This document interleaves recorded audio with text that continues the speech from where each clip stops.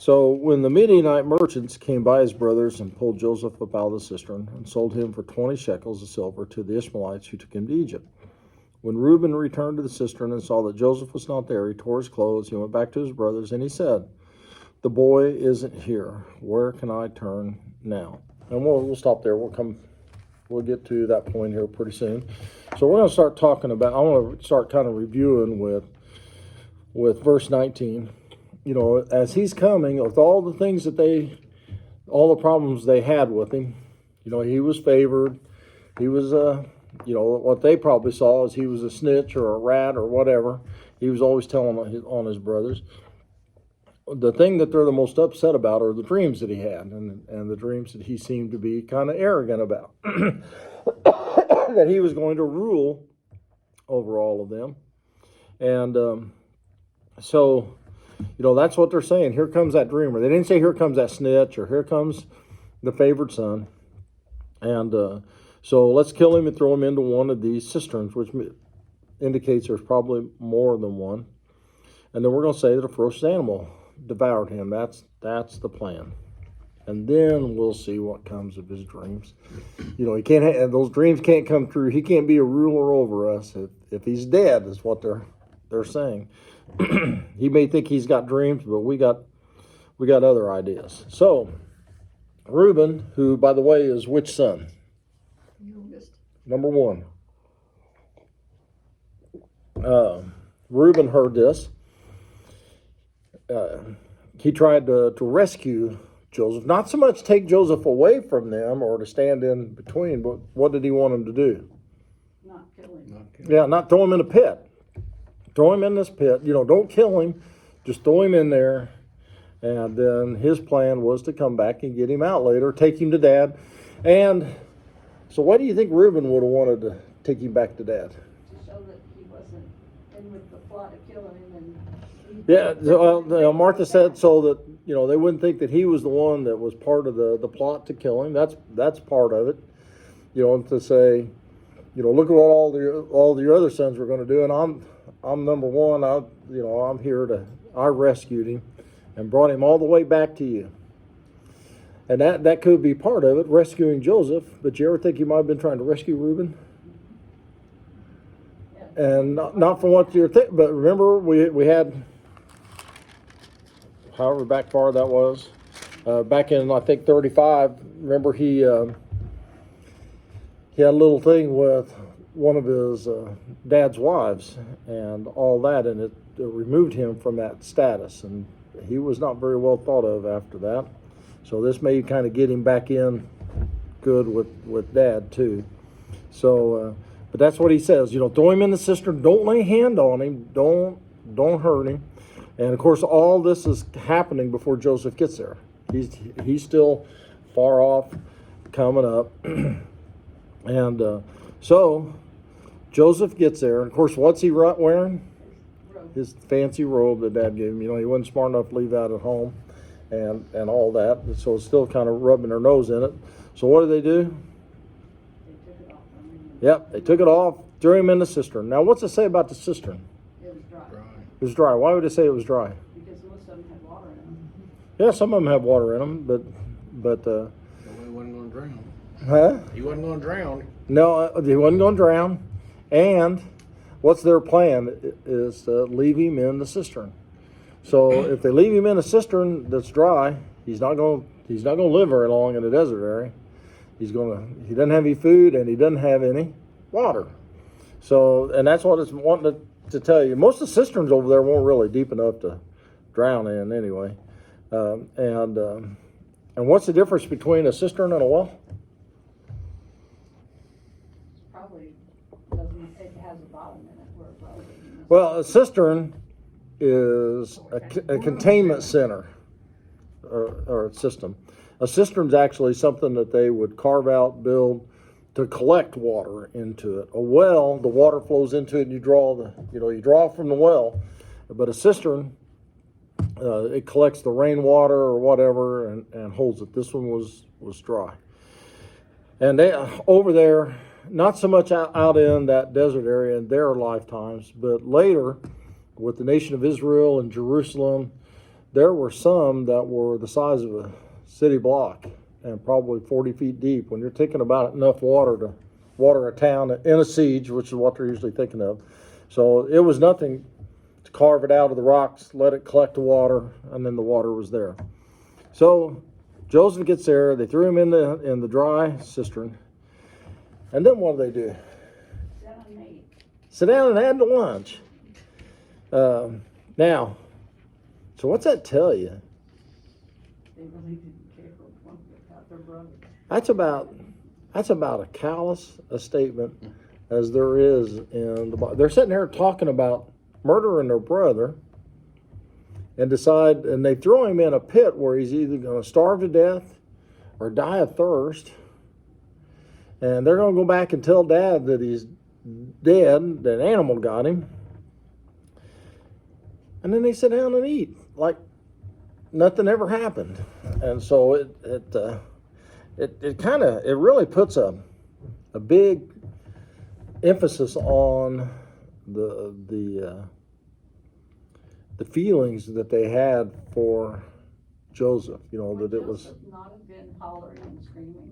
Do what? Would Joseph not have been hollering and screaming? Oh yeah, most likely.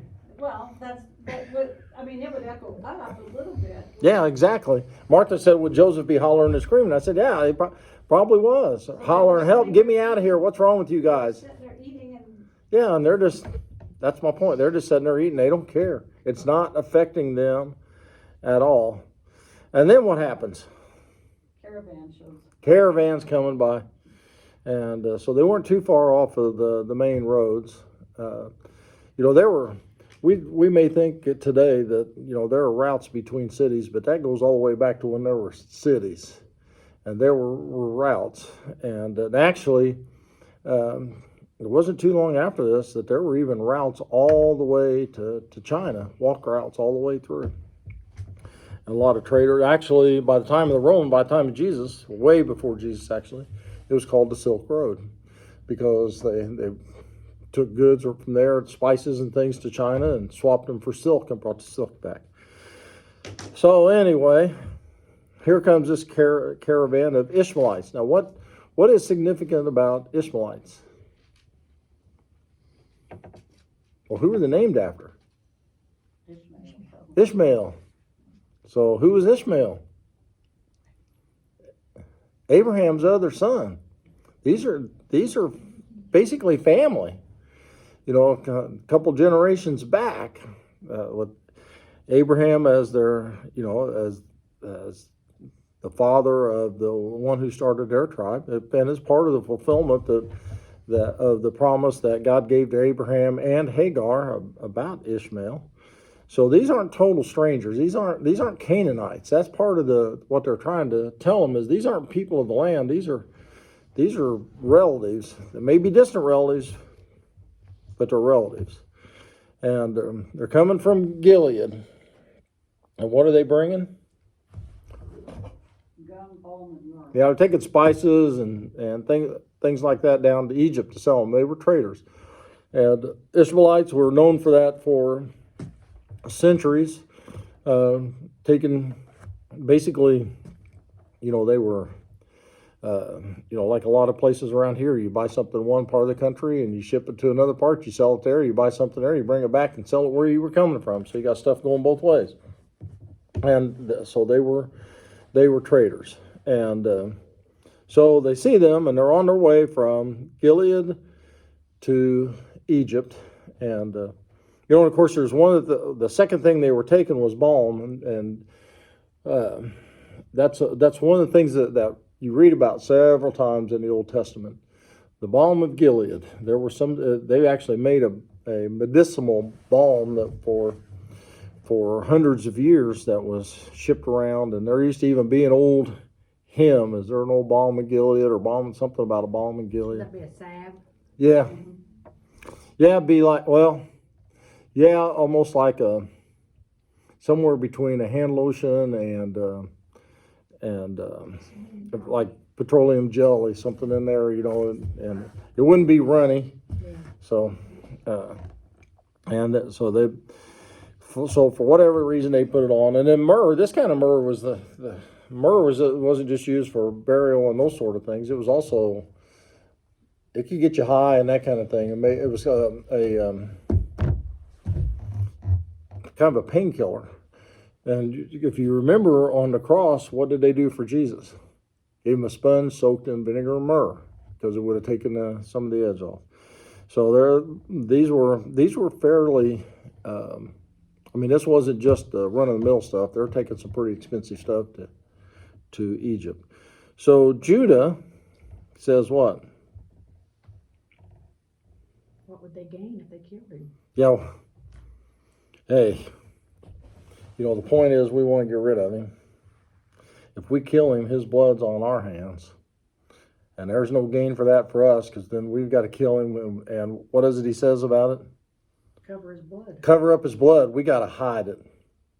And so that nobody ever finds out. In other words, it's not just about covering up his blood at that location. It is, we're going to have to cover up this crime of murder for the rest of our lives. So let's sell him to the Ishmaelites and not lay our hands on him. Let somebody else take care of the problem. And after all, he is our brother. Yeah. We were going to kill him, or we were going to let him starve to death or die of thirst. But he is our brother. Let's just let him carry him off, sell him somewhere. Yeah, we can make money on him. Let's do that. Yeah, and make some money in the meantime. And our own flesh and blood. They didn't seem to be too concerned about that when they sat down and he was hollering to let him out, and they were talking about killing him and all that kind of thing. So his brothers all agreed, or at least those that were there. So the Midianite, then it kind of changes that term around between the Ishmaelites, Midianites, and Medianites with the E. They're all considered of the same thing, and they're all descendants. So when you read on down from Ishmael, the Midianites and the Medianites, M-I-D, M-E-D, they all come from Ishmael anyway. So they come by. Who pulls him up out of the cistern? The brothers. Not really. In the ancient, in the Hebrew language, it says they. And his brothers pulled him. I know, that's what the NIV says. So when the Midianite merchants came up, his brother pulled Joseph up out of the cistern. It says they. When the Midianite merchants came by, they pulled Joseph up out of the cistern and sold him for 20 pieces of silver. And now it puts a big difference on it. So did the brothers pull him up and sell him? That's the way some of the modern Bibles have it, and that they made the money off of it. The other thing is that there is a difference between the Midianites and the Ishmaelites, and they were different tribes. And the Midianites were also people that had flocks and traveled, would have been coming to cisterns. And so they see this dude down in there. It must not be with those other guys over there, because they're not coming to his rescue. And so most of the Hebrew translations, or the translations from the Hebrew, from the Jews and everything, is that the Midianites pulled him up and sold him to the Ishmaelites, not the brothers. And it makes a little bit of difference, maybe not a whole lot of difference, but because it talks about the brothers said, let's sell him to the Ishmaelites, and that's kind of where they get it. And it's kind of the same sort of misinterpretation, maybe is a good way to put it, of, remember, and it's something that we try to correct all the time, and a lot of versions are correcting it and all that the wise men saw the star where? In the east. And so then they came to praise him. Well, the way it's written, because of the way that people used to read it, they should have headed towards India. If the wise men saw the star, the wise men in the east saw the star, is what it really says. And they came from the east, they came west, they didn't go east. So if they'd have seen the star in the east, they would have never come this way. And so it's one of those things, you got to remember that in the languages back then, they didn't have punctuation. They didn't capitalize. There was no such thing as uppercase, lowercase, or capitals and small letters like we used to say, and all that. So some of this comes out. So most of the Jewish translations will say the Midianites pulled him out and sold him to the Ishmaelites, and so because the Ishmaelites were traders and they're headed where?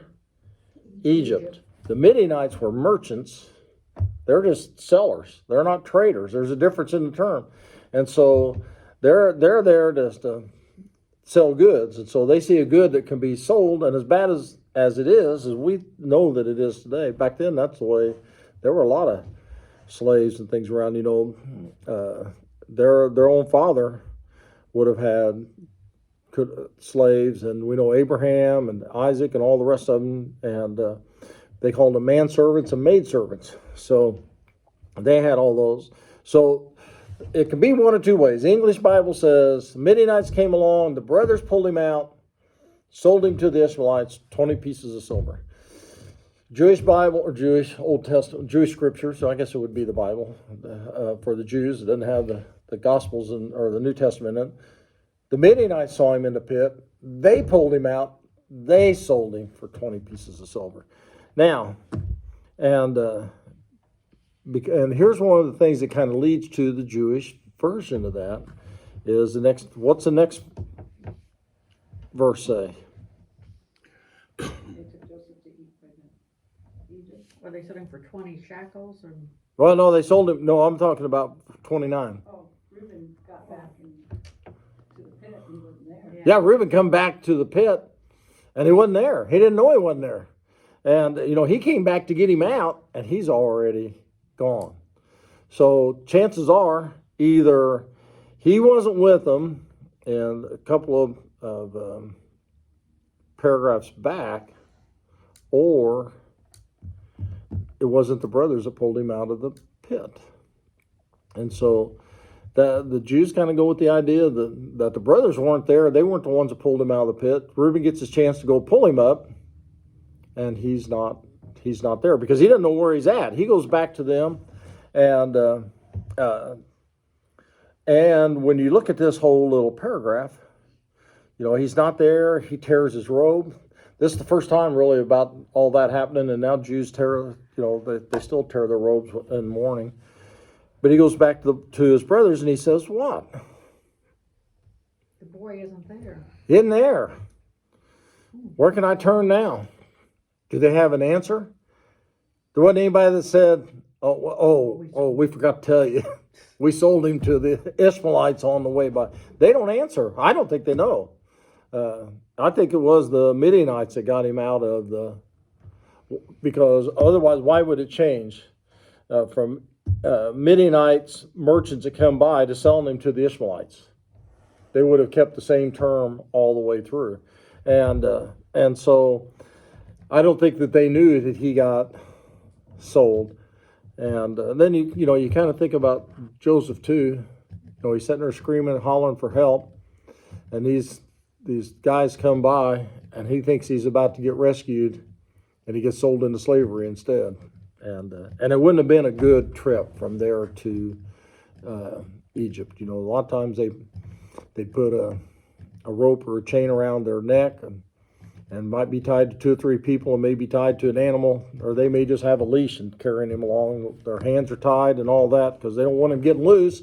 They got 20 pieces of silver invested in him, and they don't want to get harmed by him trying to get loose and all that. So he would have been bound as he was traveling, and it would have been weeks for them to get down there. So probably had to sleep outside. Didn't have, they would have probably fed him enough to keep him good and healthy because, you can't sell a sick slave. So that would have been the only thing about it. So Reuben, and he says, where can I turn now? And it kind of appears like when he says, where can I turn now? What am I to do? And if they'd have told him, hey, we sold him for 20 pieces of silver, if he's really wanting to return him back to his father, he'd have said, give me the money. And he'd have went back and tried to buy his brother back. But he doesn't do that. So I don't think they knew. So that's where we stopped reading. We'll start reading again with with verse 31. Then they got Joseph's robe, slaughtered a goat, dipped the robe in the blood. And they took the ornamented robe back to their father and said, "We found this. Yeah, right. Examine it to see whether it's your son's robe." He recognized it and said, "It is my son's robe. Some ferocious animal has devoured him. Joseph has surely been torn to pieces." Then Jacob tore his clothes, put on sackcloth, and mourned for his son many days. All his sons and daughters came to comfort him, but he refused to be comforted. "No," he said, "in the morning I will go down. In mourning, as in grief, I will go down to the grave to my son." So his father wept for him. Meanwhile, the Midianites sold Joseph in Egypt to Potiphar, one of the Pharaoh's officials, the captain of the guard. So, there's a couple little things about it. They got Joseph's robe. What other way is there to identify Joseph? Let me rephrase that, because there's another way to identify him. What's the best way to identify him? Clothes. The robe. Anybody could have stole his. We're going to talk about a seal, and they all had a seal that was their signature when we get into the next story, Judah and Tamar. But so it's possible that if Joseph's traveling around, that he could have had a seal by this time, which would have been a way to identify him. But nothing was better than the robe. And so they're about to deceive who? Their dad. Their dad. And what did their dad use to deceive his dad? Yeah, same thing. With Rebecca, she goes go get the goat or a sheep, either one, and fixes it so that Jacob could take it in and deceive his dad into thinking that he was Esau. And so, so now he's about to get deceived by his sons in the same sort of way. Goes And around, comes around. it does. And the Torah especially shows that probably more than about anything in history. Everything, it always shows there are consequences to our actions. And if you live a life of deception, there's going to be a life of this, and it's going to keep going. And we're going to get into a couple more here, and just in the next chapter. But so Jacob comes to. You can see a progression of three things with his response. So they take it back, and it just kind of tells you how callous they are, or whatever. They take the robe back to their father and say, "We found this. Do you know who this belongs to?" And examine it and see whether it's your son's robe. And they don't say what? Joseph. Her brother. Brother. I'm already. They don't say our brother. See if this is our brother's robe, or we think this is our brother's robe. This is your son. And like I had a buddy one time. He used to say, "I'm not really sure who my boy belongs to," because he said when he's doing really good, my wife says it's her son. And if he's doing really bad, he's my son. He said, "I begin to think there's two kids or something." So, and that's kind of the way it is here. Your son's robe, and people have a way of doing that. They're trying to put that distance there, and of course he recognized it. There was no doubt about it. Hey, we found this along the road. We're coming along, and we just happened to come across this somewhere, and. So three things happen in Jacob as he begins to realize or think in his mind about what occurred. First, it's my son's robe. And there's an animal has devoured him because there is what? Nothing left but the robe. And the third thing is he's been torn to pieces because there was nothing left. And that's what an animal does, and back in those days, they had still had lions and bears. When you all the way up, and David, he fought a lion, he fought a bear, and he's 1,000 years after this. So,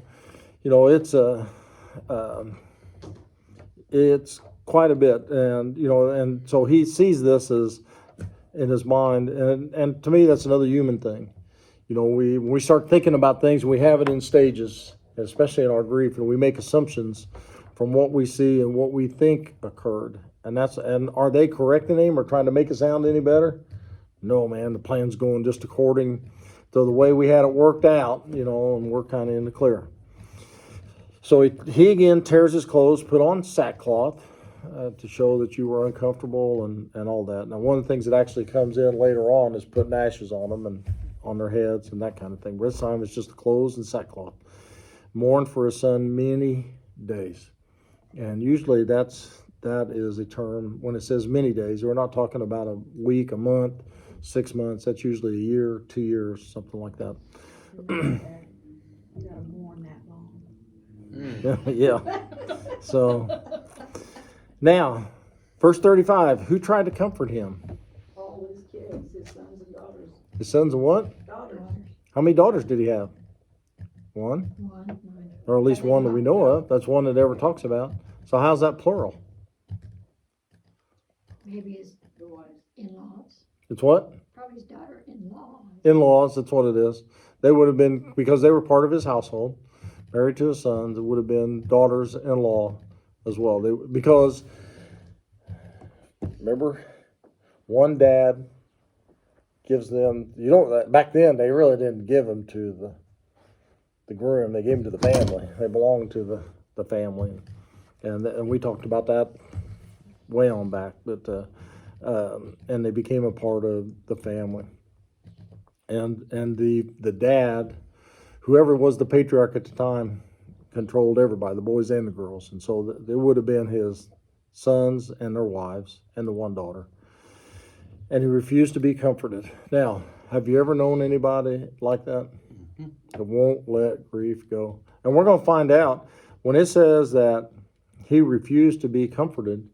This was in the beginning, and this is maybe within weeks or years. But, we're going to get 30 years down the road, and we're going to find out he is still grieving over Joseph. And and that's what he says. And they're trying to comfort him. Nope, I'm going to go to the grave mourning for my son. Now, the other part of that, too, what do you think that says to the rest of the sons, including young Benjamin? Don't think very much of it. Yeah, doesn't say much about them. Well, he didn't say that he's going to mourn for any of them that long, but he's going to definitely mourn for Joseph all the days of my life. I will never get over mourning for my favorite son. And I know a lady, I won't say where she lived or anything like that, and she's since dead, but she lost a son, 16-year-old, unexpectedly. And she never gave it up and ended up killing her. And it made her life miserable. It made everybody that was around her. It affected all of them. And it finally got the better of her and brought around her death just about, 6-8 years later. So his father wept for him. So meanwhile, back on the farm. So Had they made a fake grave? no, they didn't eat a grave. The animal ate him. But he went to his son's grave. No, he said, I will go to my grave. He's going to his grave. Oh, until I join my son. Yeah. In the grave. Okay. Join my son in the grave. So he's there's no doubt in his mind he's dead. And the grave, that's a word that even today, they don't know for sure. It's Sheol, Sheol. And they're still not really sure what that means. It's kind of used at times as a place as a grave, like we would talk about the graveyard. Sometimes it's used as a place of the dead, almost like you die and you go there until you're called by God, and just some different things, and so. But there were people used that term back then, and that term is used in the Old Hebrew. We even read about it in the Psalms and all that, but they don't have a decent interpretation of what that word means, definition of what that word means. So, meanwhile, Joseph is sold in Egypt to whom? Well, Pharaoh's officials. Potiphar. Well, I'll say Potiphar, but it's Potiphar. And so one of Pharaoh's officials, captain of the guard. So this guy would have been like the head of the secret service, the people that guarded the king. He was also, which also meant that he was over all the basically in our system today, it'd be like being over the federal prisons and all that, kind of a combination of the two and those sort of things. So they want you to understand that's what's going on. But we got another story to tell you in the middle. But Joseph is there. He is a slave in the house of Potiphar. And so when we read about that and it mentions Potiphar, what's that generally tell us? He's going to be coming up again. So get ready. So plenty of time. Chapter 38. At that time, Judah left his brothers and went down to stay with a man of Adullam named Hira. There, Judah met the daughter of a Canaanite man named Shua. He married her and lay with her. She became pregnant and gave birth to a son who was named She conceived again and gave birth to a son and named him Onan. She gave birth to still another son and named him Shelah. It was at Kizib that she gave birth to them. So Judah got a wife for his firstborn, and her name was Tamar. But Judah's firstborn, was wicked in the Lord's sight, so the Lord put him to death. Then Judah said to Onan, lie with your brother's wife and fulfill your duty to her as a brother-in-law to produce offspring for your brother. But Onan knew that the offspring would not be his, so whenever he lay with his brother's wife, he spilled the semen on the ground to keep from producing offspring for his brother. What he did was wicked in the Lord's sight, so he put him to death also. Judah then said to his daughter-in-law Tamar, live as a widow in your father's house until my son Shelah grows up, for he thought he may die too, just like his brother. So Tamar went to live in her father's house. All right. So this is the only brother that we find out that strikes out on his own, Judah. Whether, how he did, it says he left his brothers, and some of them see this as just a short story, but it's not.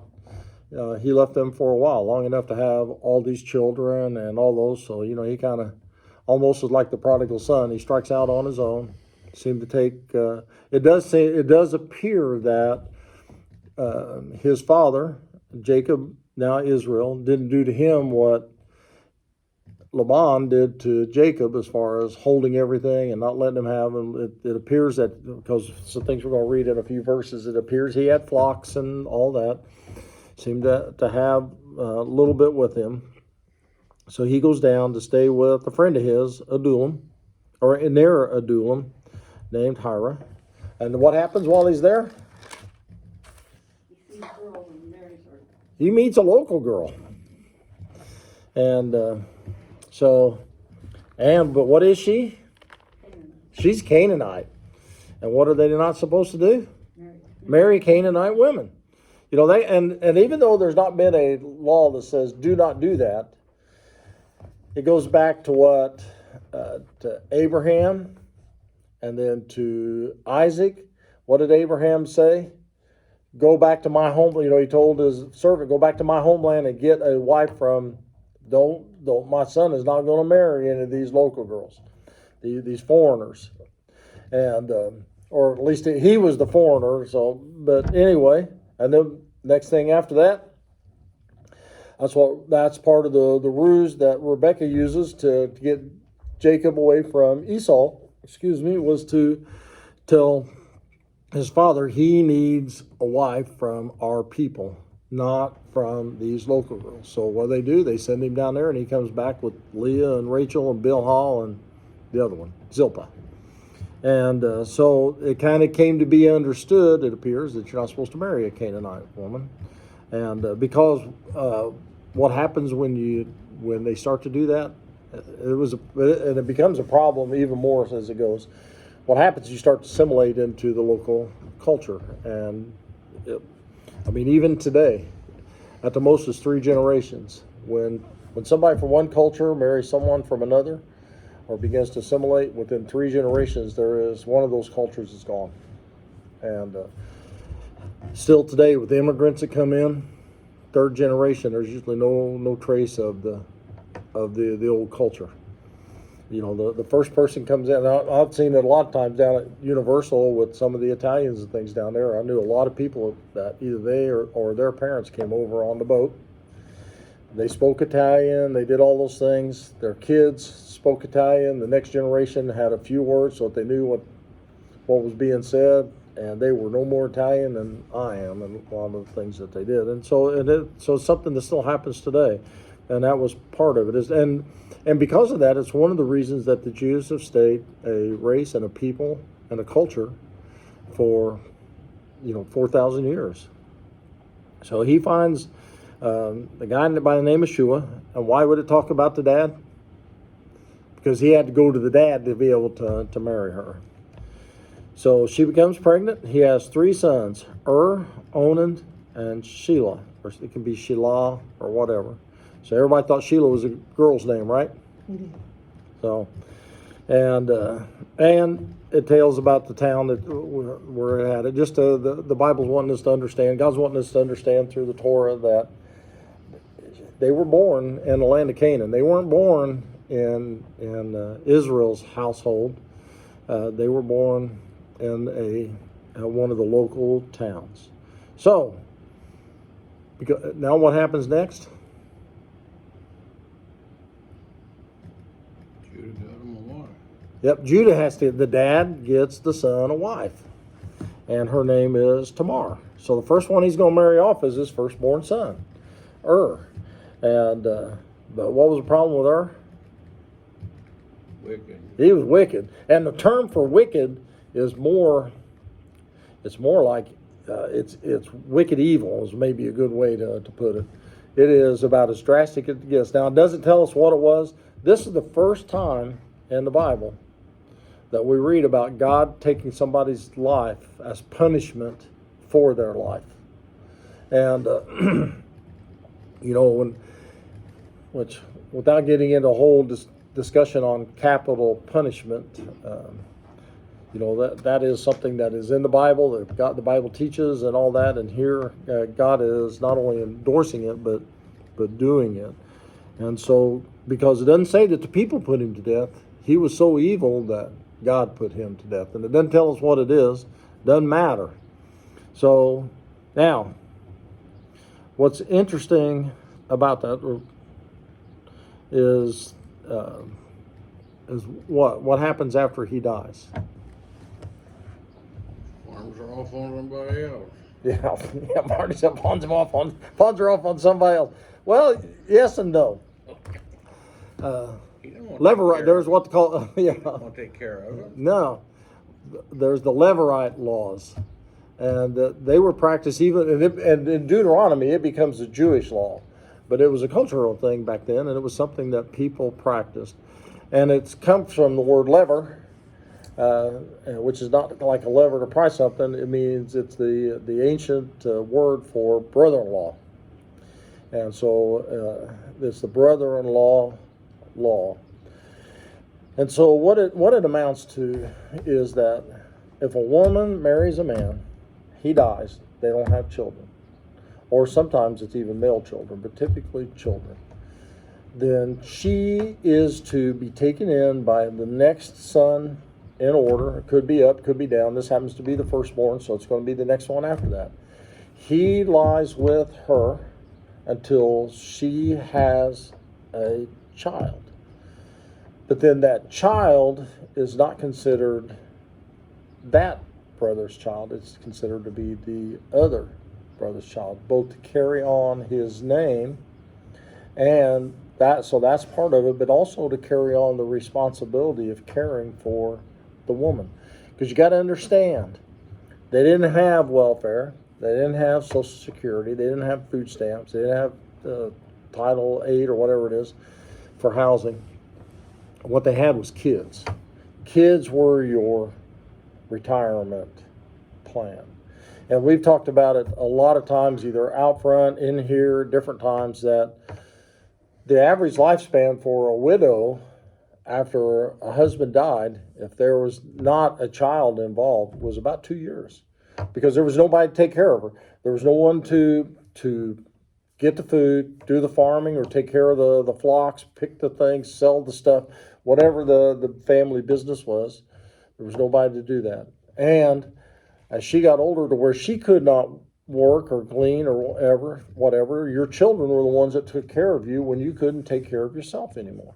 Now, the whole idea of nursing homes and welfare and Social Security, all those things are fairly modern. And I mean modern like the lifetime of some of the people that are a part of the church.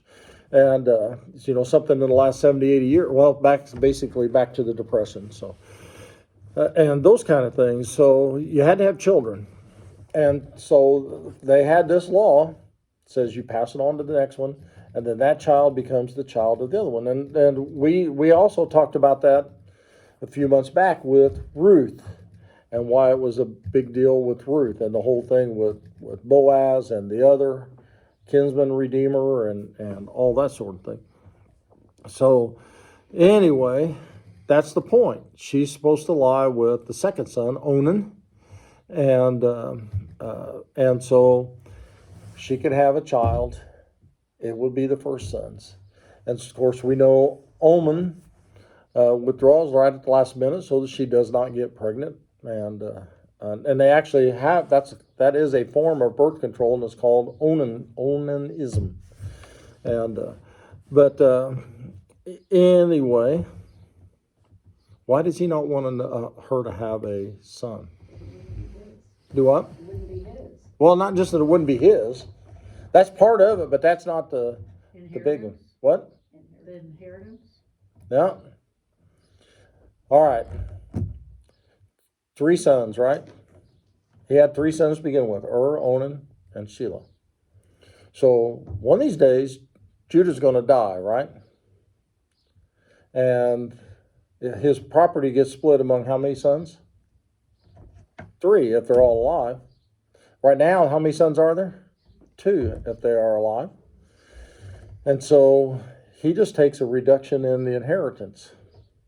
And not as a bigger reduction than you think, because whose son will, if she has a child, whose son will he be? The first one's. The first one got double the second. The second one got double the third. So, and instead of getting a little over a fourth of the estate, he's going to get 2/3 if there's not another son. Because if there's a son and he belongs to the first one, that inheritance goes to that family. So it's when you talk about like about 27, 28% versus 66%, that's a lot. That's the reason he doesn't want to do it. Just like we talked about those same things with Ruth. And so this is going to cut into his inheritance, his descendants and all that. It doesn't say he's treating his own wife the same way. So, and so anyway, and that's what it says. Onan knew that the offspring wouldn't be his, so he did those things. And so what he did was wicked to the Lord's sight, so the Lord put him to death. Now, because what he's doing here is multifaceted. He is deceiving her by making her, when she came into the bedroom or whatever, to think that she may have children, that she may be able to live and not die. I mean, for her, you got to understand, for Tamar, this is life and death about having a child. He's deceiving her dad. He's thinking that there's going to be somebody to take care of his daughter when he dies, because right now he's living with her. It's deceiving his father, who has told him to take this woman and become his, and to have a child through her for the sake of the other one. And in a way, he's deceiving the brother that's died, or at least not having any respect or anything for his brother. So he's dead. Now, this next one, I think we read 11. So now, put yourself in Judah's place. What are you going to do? So what's he do? For one thing, I will say this to begin with. You got to remember that Shelah, the third one's young at this time. The term that he uses is that he is younger than what we would call childbearing age or anything like that. So he's probably a young boy or an early teenager. He's not old enough to be a dad yet, and or at least in their thinking, do dadly things. So he tells her to what? With her father. Go live with your father. Now that in itself was not right, because being the father, remember, who does she belong to? Judah. She belongs to Judah. Judah, in verse 6, Judah got a wife for Ur, his firstborn, and her name was Tamar. She became a part of his family, his household, his responsibility. Now, he kind of fulfilled his responsibility in one way, because he was providing for her, sends her back to his father's house. It's not And- costing him anything. Huh? It's not costing him anything. Not costing him anything. And it's out of his, we see it totally goes out of his mind. But what's his other thought?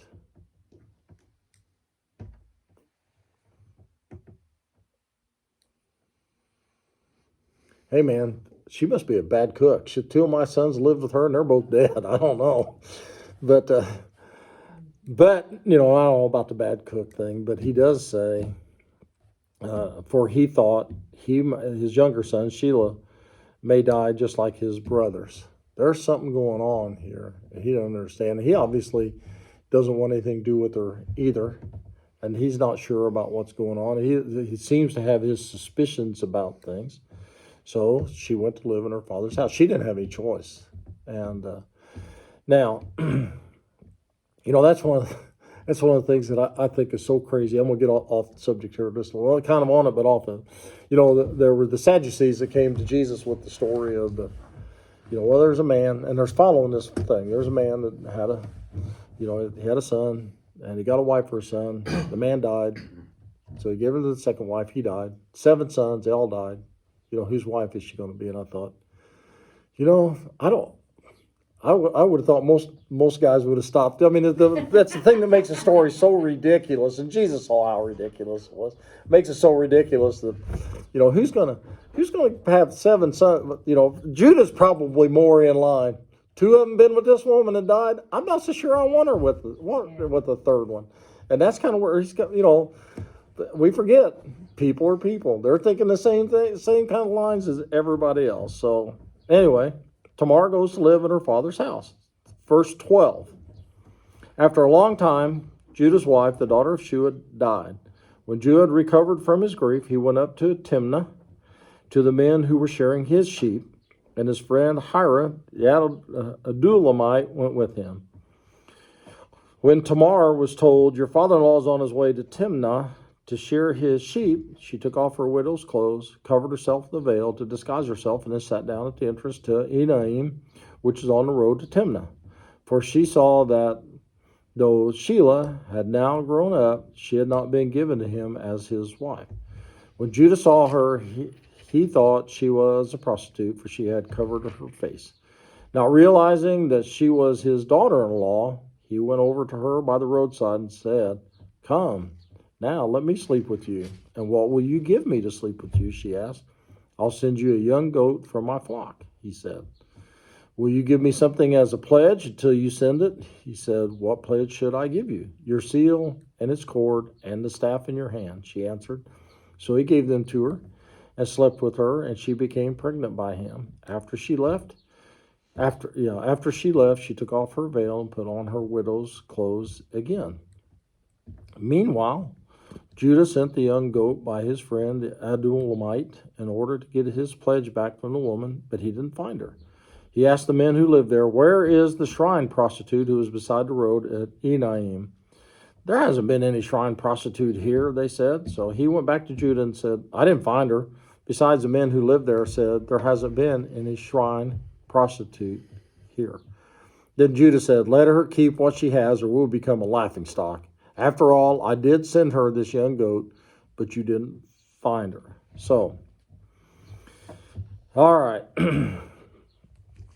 So, as we get going here, Judah's wife died. He's now a widower.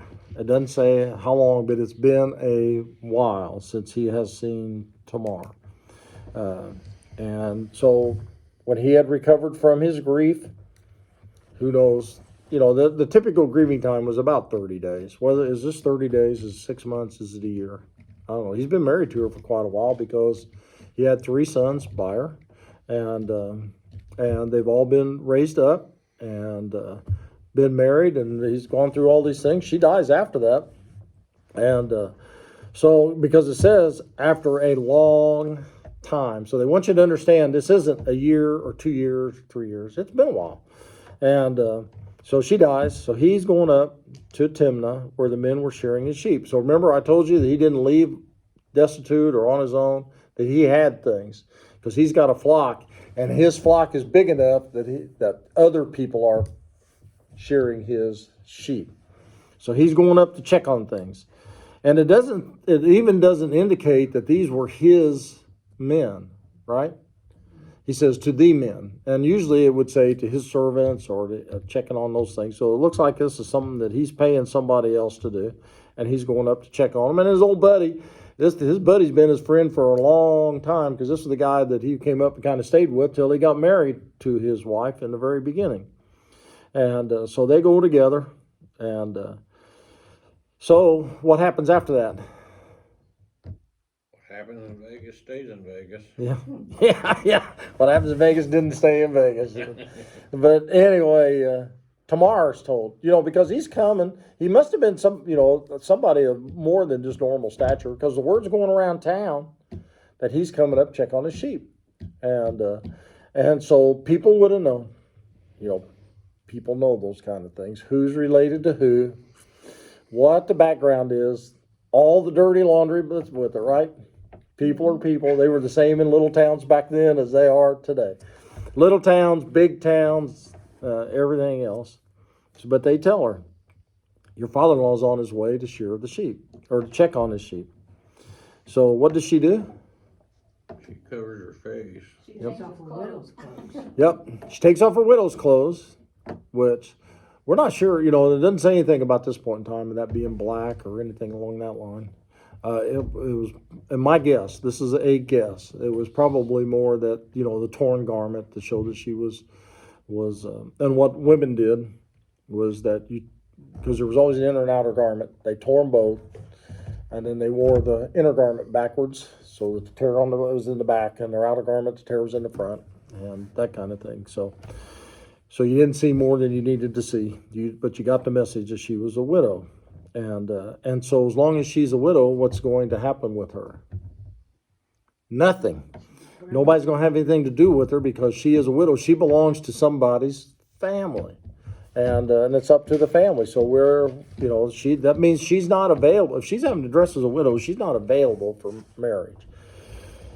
So she takes off her widow's garments and puts on a nice slinky black dress and a little veil across her face. And well, it doesn't really say that about the dress, I don't think. Right. However it was, she knew how to dress like a prostitute. And she disguised herself and sits down. Why did she not sit down at Timnah? Everybody would know her. Exactly, everybody would know her. And so here we have what in this long line of things that's been happening? Deceit. Marty's right, another deception. And Judah has deceived her by telling her, I will send my son, the next one to you. So it's one of those things it just keeps rolling. When you start practicing deceit, what's that thing? What tangled web we weave when first we start, whatever it is. To deceive. Yep. And so it's going on. If you deceive others, you're going to get deceived. So she goes to the next town up, and my guess is, this is a guess, my guess is she probably changed clothes on the way. She wouldn't have put on those clothes and left Timnah for everybody to see her for the same reason that she didn't do it in Timnah. And so she knows that Sheila is now grown up and not being given to her. She also knows that she has no rights. I mean, we would say she had a right, but that's different from having rights to stand up and challenge him in public. Now later, in the Deuteronomy laws, we're talking about 500 and some odd years later, when the people come out of Egypt, They're putting all the Deuteronomy laws together and God's direction, tell them this, tell them that. If the Levirate doesn't fulfill his duties in front of the whole town, the widow that he won't sleep with pulls off his sandal, slaps him in the face, and spits on him in front of everybody. So it wasn't very well thought of if you didn't fulfill your duties. And so she realizes, I got to do something. It's not just, it is deception, but it's not just deception. It's also desperation. Because, we don't know how old she's getting to be, how old her parents are getting to be, how close she is to being with nothing. And so Judah comes bebopping along, going through the city gate, and he sees her and doesn't realize who it is. And so what's he do? That veil on all the time then, huh? Probably pretty well. Well, yeah, of course, if they went into some place to carry on, it probably was a spot, some dark and all that. So, so he goes up. Does she proposition him? Mm-hmm. No, she does not. He propositions her. And so, and being as a prostitute, what'd she say? What are you gonna pay? What are you gonna pay? That's the whole thing about it. I read it in a book. Yeah, right here. So, anyway, he says, I'll give you a goat from my flock, a young goat. That's a pretty, I don't know, I'm trying to think of a discreet way. I don't know that there's a discreet way to say it. He was willing to pay a lot of money. This man had an urge going on. I'm just going to say that. To give somebody a young goat from the flock was big. That wasn't $20. This was huge, and because a young goat would have been eventually an adult goat and would have been a source of milk, cheese, more goats in one way or another. Either if as a male goat, it probably would have been meat. Female goat would have been more goats being born and all that. So this was big, and so she says, "Will you give me something until you get it?" What's she asking for? Huh? She's no dummy. Security. She's no dummy. Yeah, security. And something I can she hold takes over credit your head. cards. That's what she's doing. Yeah. What can you put up for credit? Yeah. And I actually brought a couple of pictures. Well, what did she ask for? She said, what are you going to give me till I get this goat? Basically, she's saying, I don't see a goat, and I'm not stupid. What are you going to give me till the goat gets here? And he says, what do you want? Because he didn't carry any money or anything. Most of them didn't have money like we think of today. Or he didn't have his credit card. So what'd she ask for? Signet, cord, and staff. His signet, the cord, and the staff. Now, you got to understand, people in those days didn't write, and but everybody had to have a way to mark your stuff. And I can remember even when I was a kid, there were old boys down around Knox County that couldn't write, and every one of them had a mark. And you'd have a witness to witness their mark, but they knew their mark, and everybody knew their mark. But they didn't even do that so much back then, as they had a signet or a seal. And I got a couple of pictures here. Some of them were simple as kind of like that. And it would basically kind of have a hole in this end and to hang it around their neck. The other kind that they had, you can't hardly tell it with looking at this, but this is a barrel. It's got a hole through the center. And you would put it down and roll it. This one you would just put down and push it on to like wax or a lot of times it was wet clay. This one, you would put it down and you would just roll it. And that continues on we read about that in Daniel and Esther. And in Esther, that's what the king gave to, Mordecai, and all that was the seal, which allowed him to Basically, that was like the presidential seal for that. But even for them, every person had a seal, and they would make that on their own, carve their own kind of little emblems in it, because even trying to duplicate it would be almost impossible. So there was no more. This was like give me your driver's license, and basically in a credit card, and when you come back, you can have them back. I mean, it's that serious of a thing. Now the cord also was one in which the cords weren't usually just they didn't have pieces of leather. It would have been something that would have been woven together, because even if you're making it out of wool or whatever, it would, you had to weave it and make it, and some of them a lot of times that would have different kinds of designs so that they knew it was their cord, their seal, and all that. And then everybody's staff was a little bit different, just like every piece of wood is different. And when they cut them out of a stalk, there were not very many of them were round. They didn't have that hook on the top, by the way. And they were mostly just straight. And so these are the three things above anything else that can identify him. That's what we was talking about Joseph.